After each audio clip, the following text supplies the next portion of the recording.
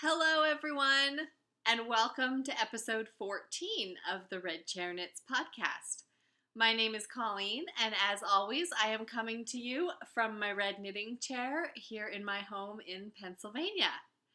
This is a pretty special episode for me. This is my Rhinebeck recap episode, but more than that, this is my Podiversary episode. I was looking through my account last night and realized that it was almost exactly a year today that I sat down in front of my laptop and started talking to myself, basically, and decided that I was going to put that up on YouTube and see who wanted to chat. It still seems like a crazy thing, but the last year has been fantastic. I have loved getting to know those of you who watch the podcast. I don't have hundreds and hundreds of subscribers like some podcasters, but I really like that we have kind of a community and people that I've gotten to chat with through this podcast. So this is my Podiversary, so I thought we'd celebrate. Got a little champagne or sparkling wine.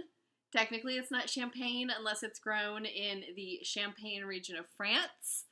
I guess I know that because I have family in wine, but I wouldn't want to get in trouble. I was reading the other day there was a guy in Canada who sued an airline because they advertised champagne service and served sparkling wine instead. So just for the sake of clarity, technically it's sparkling wine, not champagne. Not that anybody's going to sue me if I use the wrong term. I hope. So, for those of you who are new to the podcast, welcome. I'm so glad that you are here. And for those of you who are returning viewers, welcome back. And a big special thank you today for making the last year of podcasting so great. I know I haven't always been regular with my updates.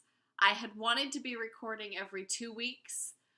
Obviously, since this is episode 14 and it's been a year, you can do the math. It hasn't exactly been that frequent.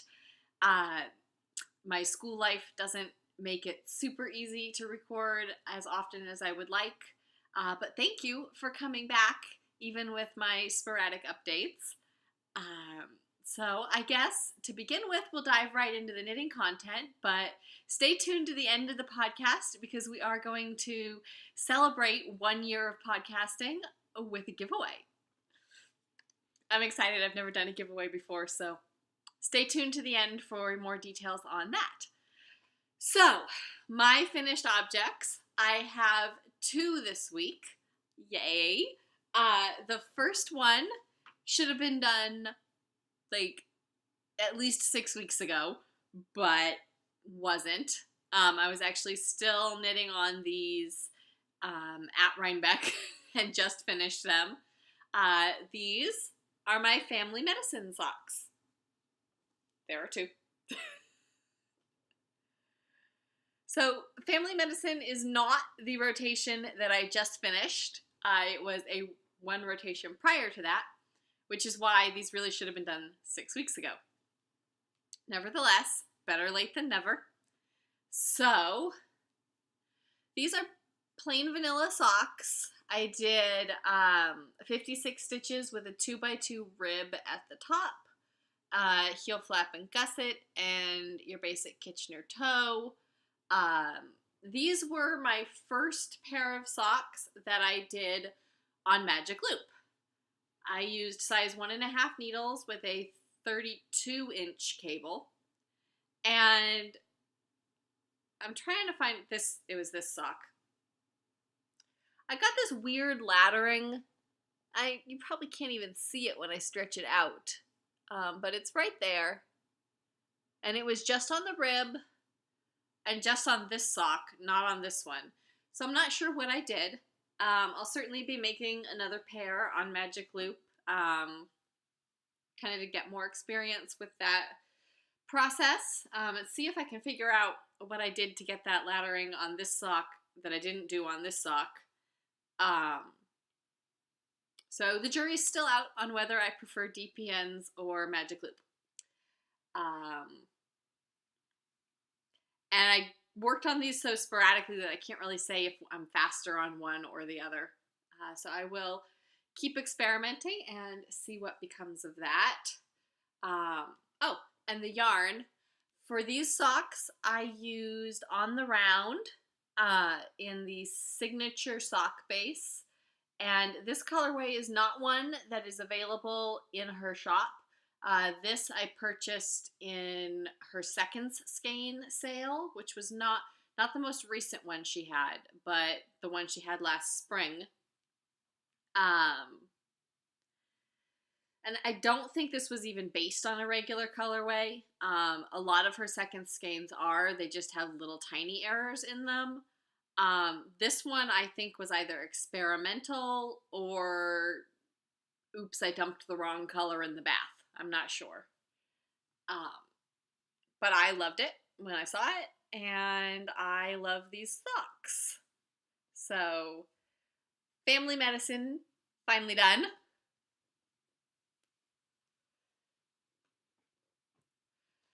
So, my second finished object is dun, dun, dun, dun, dun, my Rhinebeck sweater. Now, I'm going to show it to you briefly here. However, it's really hard to show off on the podcast because of the angle of where I set my laptop up, and I can't stand up to show you because otherwise you really wouldn't see it even if I stood up. But this is my Rhinebeck sweater. And I'm going to put pictures in when I talk about my trip to Rhinebeck, and I will talk a lot more about the sweater then. But this is the First Watch sweater by Marie Green. I knit this in the size 40-inch bust, and I used the recommended Valley Yarns Berkshire base, which is 85% merino and 15% alpaca. The colorway I used is wine, and then I finished it with these super cute anchor buttons. I don't know if you can even see the design on there. I think you can. And I was literally sewing these buttons on at 10 o'clock the night before Rhinebeck. But it got done, and I got to wear it at least for a little bit at Rhinebeck. I'm not going to put it on right now because even though we are finally having some fall weather, I had to close the windows to my apartment in order to block out the sound of the rain for this podcast. And when my windows are closed at this time of year, it gets stifling in my apartment. I love the way my apartment stays warm in the winter because it means I don't have to have the heater on as much. I save a lot of money on my electric bill over the winter. But in the fall, it makes it a little bit uncomfortable to have the windows closed. And I actually think it's just ambient heat from my neighbors. So somebody in this building must like it really, really warm. And it's not usually a problem because I just open the windows and it becomes a great temperature. But right now, it's raining. And you guys wouldn't be able to hear me because of the sound of the rain with the window open. So we'll talk about that more later when I talk about Rhinebeck, which will be in just a few minutes. But first, I wanted to show you two works in progress that I've also been working on for the last 2 weeks.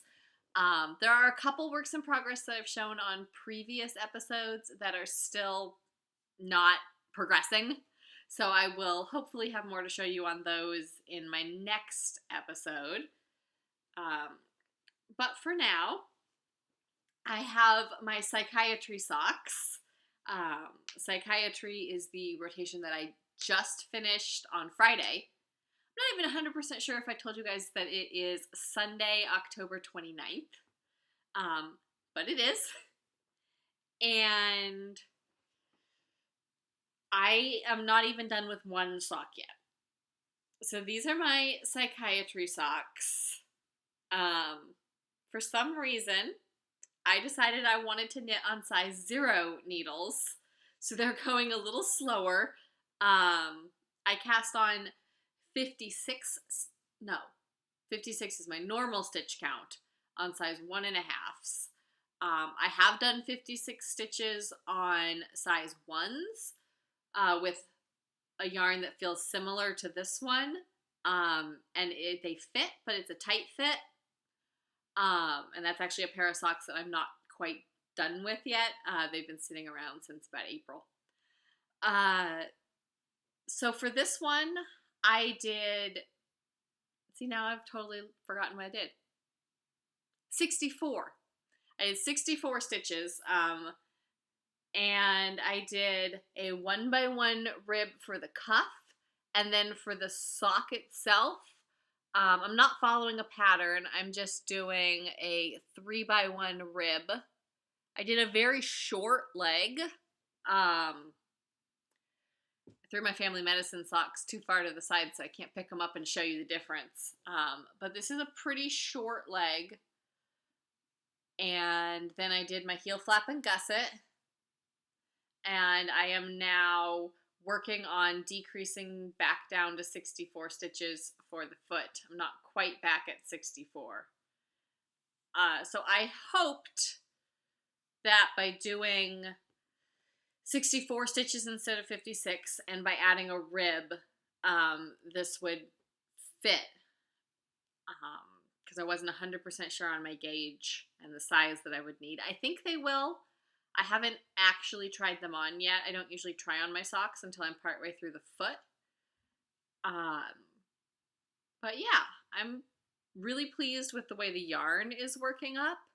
This is KNITTYANDCOLOR in the colorway, I think it's called Ain't This Fun, or Ain't We Having Fun, or something like that. Something that reminded me of kind of a sarcastic way of describing my rotation. So I love it. I love all the pinks and the blues. The only thing I don't love is how much slower I am on size 0 needles, because size 0 needles are really, really tiny. And I don't know whose idea it was for me to use these. It was mine. But I think it was crazy. So, my second work in progress is almost done. I'm so close. And that, excuse me as I reach down to grab it, is going to be a little hard to show off because it's very bunched up on the needles right now. But this is my Rosings Grove shawl. Get this turned around. And this is a pattern by Ruth of KNITTERARIUM. And it is knit in Cascade Heritage Silk in the colorways Limestone, which is this kind of whitish, creamish color, and Wine. For some reason, I was doing a lot of knitting with colorways called Wine. And the lace on this is stunning. You can't really get a good view of it because there are over 500 stitches on my needles right now, but I am almost done. I am currently on the last section, which is this red section down here. I have 6 more rows to go, and then I am done. And even though these 6 rows are mostly just garter stitch, it feels like it's taking forever because, as I said, I have over 500 stitches on the needles right now. These stitch markers are actually only here because the last time I knit across, I wanted to know exactly how many stitches I had. So I was counting and putting a stitch marker every 50 stitches. And as you can see, I have 1, 2, 3, 4, 5, 6, 7, 8, 9. No, I must have missed one. 1, 2, 3, 4, 5, 6, 7, 8, 9. I did miss one. Or maybe one fell off. I don't know. There are 10 stitch markers on here. I know that. Anyway, 500 plus stitches I love it.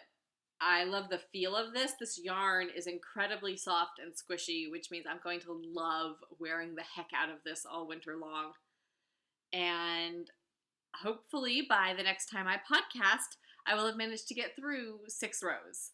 I'm really actually hoping to get through it tonight or tomorrow and get this off the needles so I can start November with, well, I was going to say with a bunch of fresh projects, but really it should be with finishing all the other projects that I haven't worked on. So here's my Rosings Grove. That is all that I have been working on. As I'm sure you all know by now, since I've been talking about it, I spent last weekend in Rhinebeck, New York at the New York State Sheep and Wool Festival, and it was fantastic. I had so much fun. This was my first time going to the festival. I'm just going to flip my notes over so that I don't forget all the things I wanted to talk about. I left Friday and came back Saturday evening, so I did not stay for Sunday, and in retrospect, Sunday was probably the better day for shopping, but we'll get to that. I don't have a gigantic Rhinebeck haul, but I brought back a lot of memories. So, as sappy as that sounds, let me just tell you the story of my Rhinebeck trip. So, I left Friday afternoon, straight from the hospital. My attending was nice enough to let us leave at about 3 o'clock. I didn't ask to leave early, but she was super nice, and she said, you know, it's the weekend, you guys should probably just go.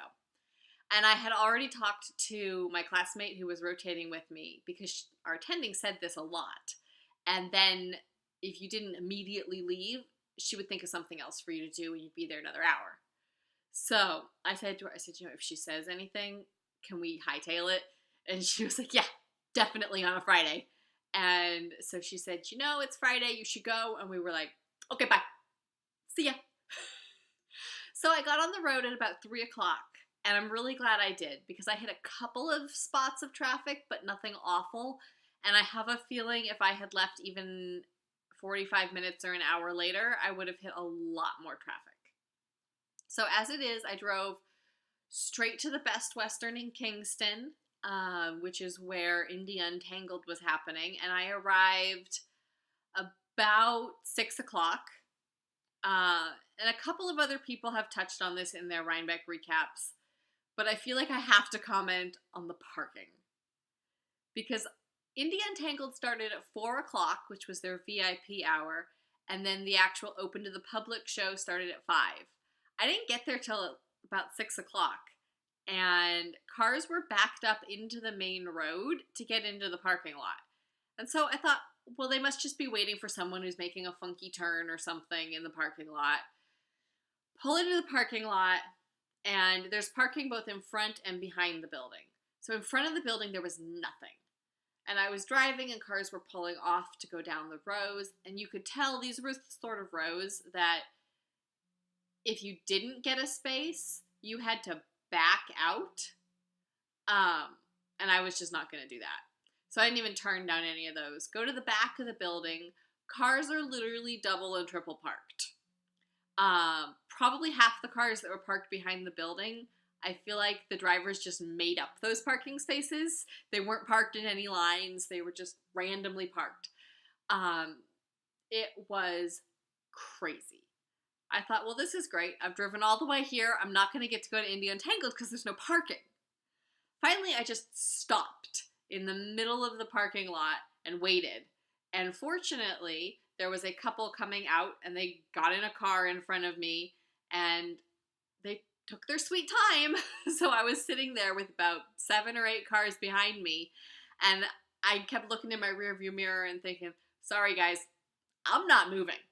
I drove 3 hours to get here. I'm not going because of parking. So this couple pulled out, and thank goodness they pulled out of an actual parking space and not one of the weird double parked parallel parking spaces, because then I would have just kept driving. And the people behind me would have thought, what is that girl doing? She's crazy to pass up this parking place. But you couldn't pay me enough money to parallel park. The only time my car parallel parks is when I'm with someone else and they get tired of me driving around the block looking for a space where I don't have to parallel park, and they kick me out of the car and park it for me. And I don't even get back in the car and wait in the passenger seat. I literally walk a block away and turn around because I can't even watch. That's my own personal parking issue. One of the reasons I don't necessarily love living in a city, because I will not parallel park.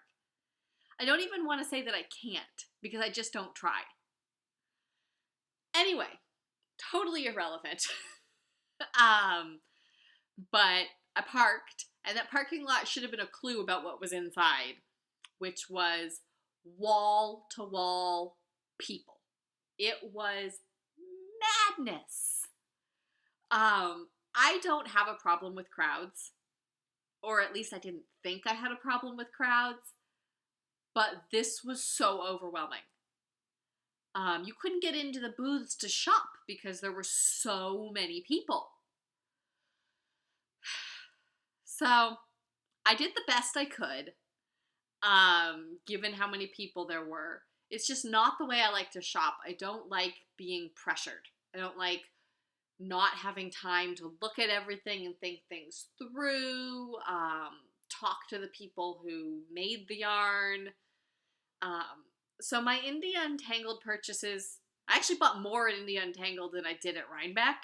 But my purchases the entire weekend, I felt like, were kind of hampered by the number of people that were there. But let me show you what I did get. So the first thing I bought, and I will say I only purchased from 2 booths because I was just getting overwhelmed. The first thing that I bought was from Asylum Fibers. This is her fabulous logo. And this is her fingering sock base, which is actually an MCN. It's 80% merino, 10% cashmere, and 10% nylon. And look at that. I love this color.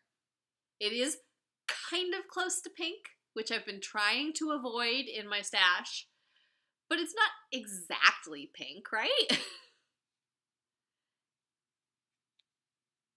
And it looked a little bit, this is gonna sound terrible, but it looked a little brainy to me. And the colorway is called It Makes Up Your Mind. There we go. And so I have decided that this is going to be my long looked for neurology skein. So this is the missing piece to my rotation collection for 3rd year. I had thought, someone had suggested on one of my previous podcasts that I make a brain hat for neurology, which I loved that idea. But I have decided that I want socks for every rotation. I didn't intend to do that when I started knitting these projects. I just kind of intended to have a project for each rotation. But the further I got into it, the more I liked the idea of having, 8 of the same but different projects. So these will be socks. I may make a brain hat as well if I have time, but these will be socks. So that was my first India Untangled purchase. The other purchase I made was from the lovely Amy of Little Fox Yarn. And I had met Amy at Maryland Sheep and Wool. She was there with Jenny of Lucky Jenny Knits. And I met her there. And Amy was so sweet. She remembered me immediately. I walked into the booth and she was, "Oh my gosh, you're Jenny's friend!" That was very sweet. And I had said to myself before I left that the only thing I knew I wanted from somewhere was a, I guess, summer sweaters quantity of DK weight yarn. I had 2 patterns that I was looking at to make, and so I found what I was looking for at Amy's booth. This is her Vulpine base, which is a DK weight, and it is 80% merino, 10% cashmere, and 10% nylon. So incredibly soft. And this is the red rum colorway. And I did buy a sweater's quantity of this. I won't pull out all the yarn. Just show you a couple of them. I kind of just like squishing this because it is very soft. And I wasn't sure when I bought it which of the 2 patterns this was going to become, but after looking at them, I have decided that this yarn is going to be a Weekend at the Coast sweater, which is a pattern by Marie Green, who is also the designer behind my Rhinebeck sweater, which I will be talking about in just a minute. So that was India Untangled. Even the bar at the hotel at India Untangled was ridiculously crowded. The bartender was so overwhelmed. He looked pretty unhappy too, which I can get being overwhelmed, but when you work probably for tips, mostly, I would think that you would be a little happier about that many people. And he said he didn't know that many people were coming in that night, but to be perfectly honest, this happens every year. This is the 3rd or 4th year they've had India Untangled, and everybody I talked to said that it's crazy like this every year. So I feel like the hotel could do a better job of preparing their staff, I guess. Unfriendly bartender aside, once you got used to the crowds or just, I guess, resigned yourself to the number of people who were there, it was great. I really do think, though, that I don't even know if there are any bigger venues around. But if there are, I feel like India Untangled is ready for an upgrade to a bigger location. That could very well be the largest conference center in that area. I just have no idea. But I feel like at this point, India Untangled has no room left to grow, and more people keep hearing about it each year, I think. So, I don't know. If I go back next year, I will definitely be trying to take Friday off and going to the VIP hour. I also would have loved to make it to Needles Up, which was the event that Chelsea and Sue of Legacy Fiber Arts and Andy of Andre Sue Knits put on their pre-Rhinebeck kickoff, and I heard that was fabulous, and so I'm a little sad I didn't get to go to that. So those are thoughts for next year, but this year, and I'm trying to put in pictures as I go along, so hopefully while I'm talking, you'll be seeing some pictures of Rhinebeck. If not, I'll either try to cram them all in at the end or all in at the beginning, but hopefully you'll be seeing them right here if future Colleen can figure out the technology. I did it last time, so hopefully it works again this time. So let's talk about my Rhinebeck sweater. I knit and wore the First Watch sweater by Marie Green of Olive Knits. It's a gorgeous peacoat sweater, which hopefully you're seeing in pictures right now.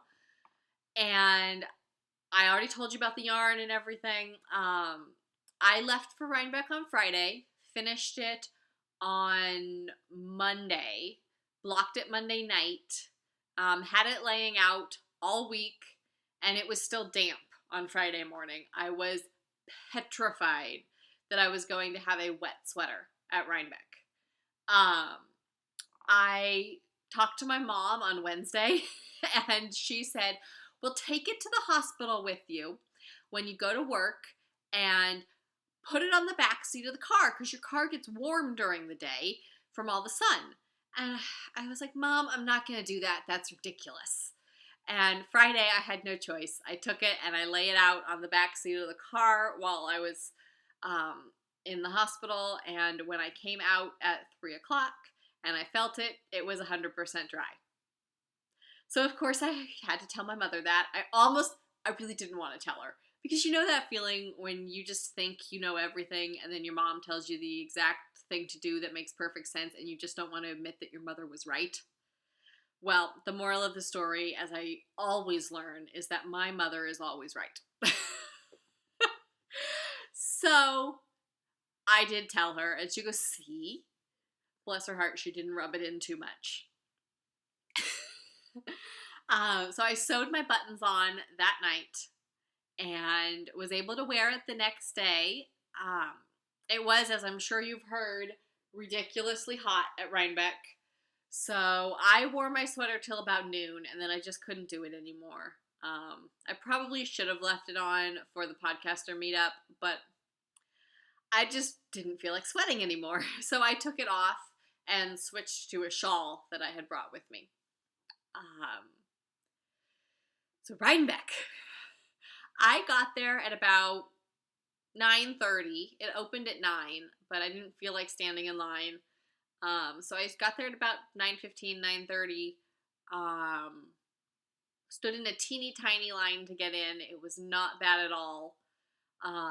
Walked in, walked to the first building, and was immediately hit by wall-to-wall people.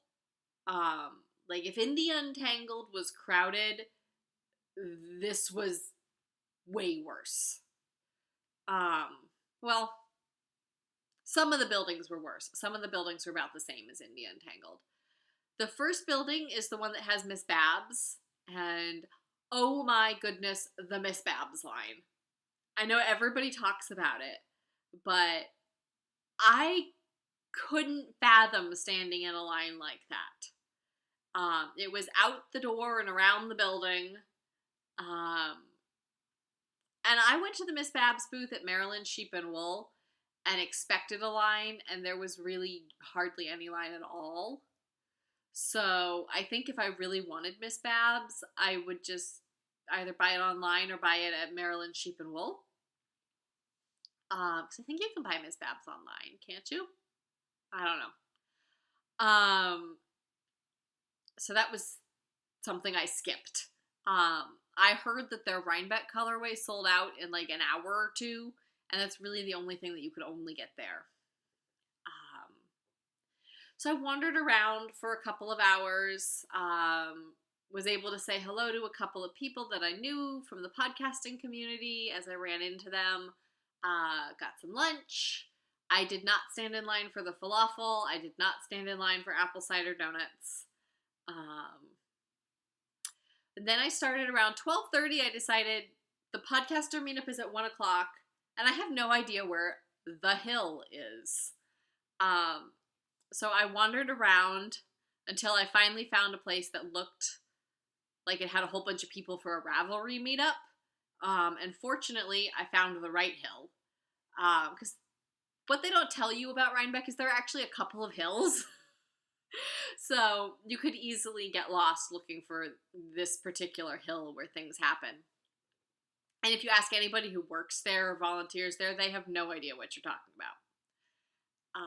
So I got there a little early. There was right next door to the hill a group doing these frisbee dog demonstrations. So that was kind of fun to sit and watch those while I waited for the podcaster meetup to start at 1 o'clock. And then I walked over for the meetup. I was already ridiculously overwhelmed by the number of people that were there and how, I guess, pressured I felt in every booth. Not by anybody who worked there, like there was no pressure to buy anything, just pressure because there were so many people around. I don't think I took enough breaks, I guess is the big thing. Like, I feel like I would have been better if I had done a couple of buildings, taken a rest, done a couple of buildings, taken a rest. But, live and learn. So I felt like that pressure and kind of sense of being overwhelmed by the people made me extra special awkward at the podcaster meetup. So I apologize to everyone I met there if I was ridiculously awkward, like alternating between shy and gushy and clingy, and I just felt like I was all over the place. But I got to meet a lot of fabulous people, some of whom I've communicated with online, some of whom I've just watched in their podcasts. I got to meet the lovely Angela and Kelly from the Must Love Yarn store and podcast up in Vermont. I saw Lucky Jenny and Jen Sheelan of the Jen Sheelan podcast. Hi, ladies. I got to meet David Dogdare, who is phenomenal. Hi, David. A new to me podcaster, Melissa of the High Fiber podcast. Melissa's a relatively new podcaster, so it was really fun to get to meet her. And yeah. See, I'm being awkward even talking about it. Hi, Melissa. I got to meet Chelsea and Sue from Legacy Fiber Arts. I only got a picture with Sue because Chelsea was taking pictures with some other people, but I did get a chance to chat with her as well. And they're both just as sweet as they can be. I got to meet the Mean Girls, Rebecca and Stephanie, who came all the way out from Washington. Hi, ladies. Don't let their name fool you. They're not mean at all. And I got to see Amy of Little Fox Yarns again and got to chat with her. I saw a lot of people kind of across the hill that I didn't get to go say hello to. I did meet the grocery girls actually at India Untangled, not at the podcaster meetup. And then at the very end of the meetup, I went and I just had to get a picture with Kristen of Woolenvine Yarns and Debbie Reese of the Periscoping Sisters because the shawl that I had switched into was my Wendy Sky shawl that was designed by Debbie, and I knit it in Kristen's Woolenvine Yarns. I felt like I was especially awkward asking for that picture. I kind of hovered in the back while they were talking to other people, and then it was actually Helen, Curious Handmaid, who was standing with them, who noticed me and was like, "Did you want a picture?" And so sweet Helen took the picture for us, and I, of course, in my awkwardness, didn't even recognize Helen until I was walking away, and then I was like, wait a minute. Hello, awkwardness. So, not that she'll ever see this, but I'm so sorry, Helen. Let's see. That was the podcaster meetup. It was so much fun. The only thing I wished were different, and it's not something that could be changed, it's just a fact of what the podcaster meetup is that there were so many people there, which was great, but it was really, your conversations were like 2-minute snippets. And I just wanted to grab people and sit down and knit and talk and drink wine or coffee or something. And of course, because I was leaving that night, I didn't even get to, I would have loved to have dinner with someone or do something, but I had to get back, which was unfortunate. And hopefully next year that won't happen, and maybe I will get the chance to actually hang out with some of my knitting friends. The last thing that I guess you want to see about my Rhinebeck experience is what I actually bought. And as I said, I didn't buy much. In fact, I only made one purchase at Rhinebeck, which surprised even me when I realized as I was leaving that that was all I had bought. I, as I said, got very overwhelmed, and I think it put me off buying things. I had made a loop of all the buildings, went to the podcaster meetup, and I had some things in my head that I wanted to buy afterwards. And I went back to look at some of them, and I was in the booths, and there were still so many people, and I just thought, I can't make a decision in an atmosphere like this. So I took my one purchase and I left. It was about 3 o'clock in the afternoon, and I know myself well enough to know that at that point, even a break wasn't gonna, make the overwhelmed feeling go away. And so I left. I think if I had been able to stay Saturday night, Sunday would have been a phenomenal shopping day. But as it was, I'm not unhappy with my purchase by any means. There were a couple of other things that in retrospect I would have liked to get. But I guess that's why your first Rhinebeck is a learning experience. So what I did get were these 2 skeins of yarn. And these are by Dancing Leaf Farm. And I think the colorway actually isn't written on the labels here. But I believe, if I remember correctly, this is the Severus Snape colorway. And it just spoke to me. I really liked it. I don't know how to describe. I was going to try to eloquently describe what I liked about it, but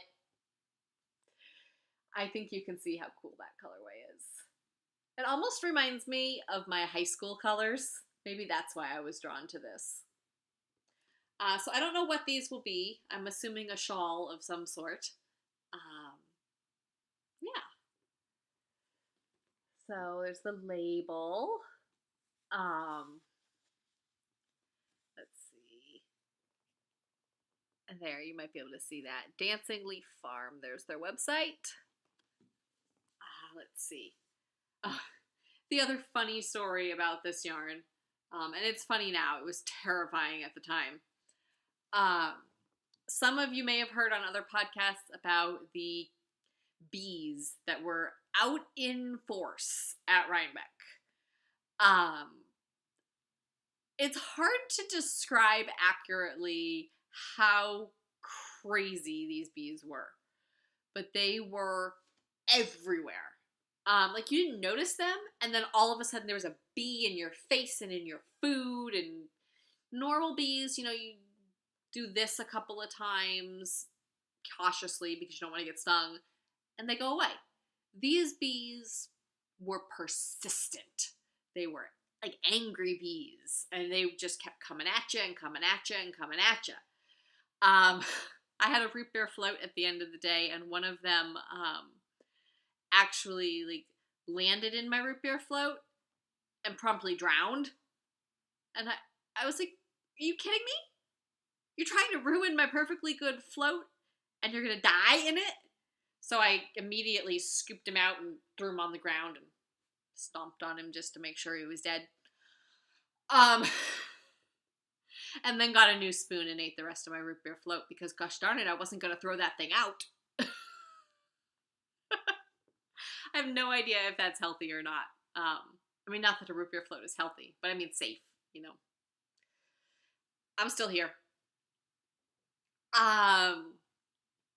So I got home on Saturday night, and the drive home was very easy. I hadn't paid attention to whether it was an easy drive or not on the way out there. I was just so focused on getting there. But on the way back, I realized it's actually very easy. It takes about 3 hours, but it felt a lot faster because it was every 45 minutes to an hour you changed highways. And you only did that. There were only 3 highways, and then I live right off the 3rd one. So it was like, get on highway, change, boom, you're home. That was great. My horror story. I got distracted for a minute. The next day, Sunday, I went to take my yarn out of the bag because I was going to take a picture of my Rhinebeck not really haul, and I looked at the first skein, put it on the table, picked up the second skein of this yarn, and I was literally like holding it like this, and you can see it's got these little yarn ends coming off, and I was like, huh, and I went up to like look at them, and right on the end of my yarn was a bee. I screamed so loud. I'm shocked my neighbors didn't knock on the door to make sure I wasn't being murdered. And of course, the yarn went like that. It ended up all the way across the apartment on my kitchen floor. And I like stood there in the corner like shaking for a solid minute before I realized that no bee had come flying off. So I went over to check it out. The little bugger was dead, thank goodness.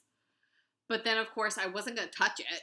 So I had to get a plastic bag, wrap it over my hand, pick up the skein, go over to the trash can, and like pluck the dead bee off. I thought I was going to have a heart attack. I was like, that is the culmination of the weekend. Was like the theme, Rhinebeck Attack with the Killer Bees.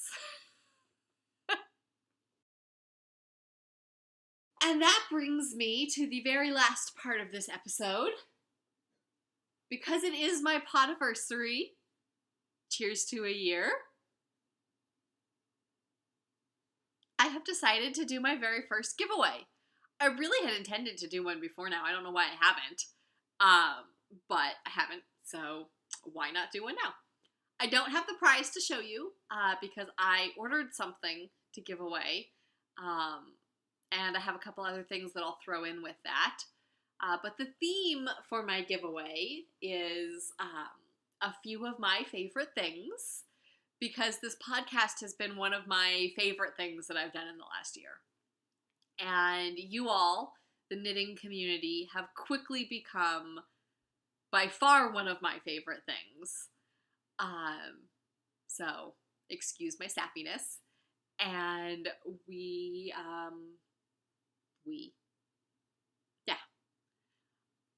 I'm awkward. Have I mentioned that?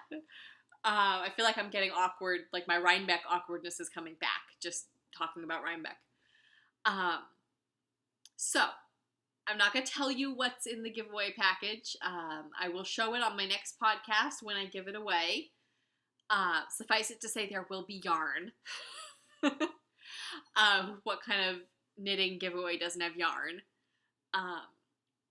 So, how do you enter this podcast giveaway, you may be asking? Just comment below.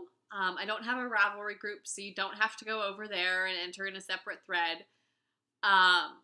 Just make sure you're subscribed to the podcast, and then comment below and tell me what your favorite all-time ever in the history of your crafting life, your favorite project has been. Doesn't have to be knitting. If it is, cool. But just tell me what your favorite ever craft project that you've made is. And on my next episode, I will show you my favorite crafting project that I've ever done, which is actually not a knitting project.